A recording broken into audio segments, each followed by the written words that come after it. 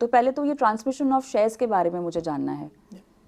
So transmission of shares, basically transmission word तब picture में आता है जब जिस इन्वेस्टर्स ने जो इन्वेस्टमेंट्स किए थे वो एक्सपायर हो जाता है, ओके, ही इज डिसीज्ड, सो उसके इन्वेस्टमेंट्स को उसके परिवार में ट्रांसफर करने के प्रोसेस को ट्रांसमिशन ऑफ इन्वेस्टमेंट्स कहते हैं। ठीक है। शेयर्स के केस में अगर शेयर होल्डर्स की अगर डेथ हो जाती है तो ये जो प्रोसेस है कि उसमें ट्रांसमिशन का प्रोसेस अप्लीकेबल होगा या नहीं होगा would largely depend on the value of the investment. अच्छा, तो शेयर्स का अगर इन्वेस्टमेंट 5 लाख के अगर नीचे है सिंगल कंपनी में, तो शेयर होल्डर्स की डेथ हो जाने के बाद भी आपको ट्रांसमिशन का प्रोसेस करने की जरूरत, मतलब वो कोर्ट के थ्रू करने की जरूरत नहीं पड़ती।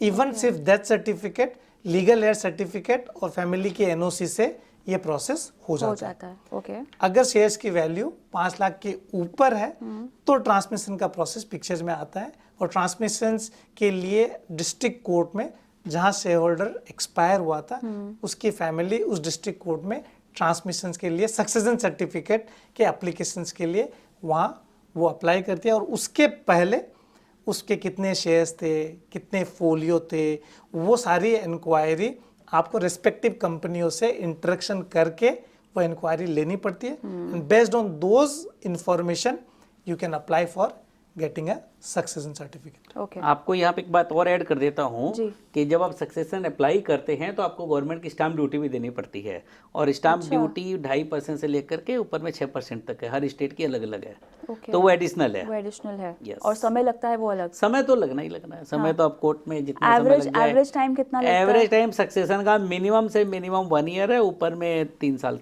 लग जाता है।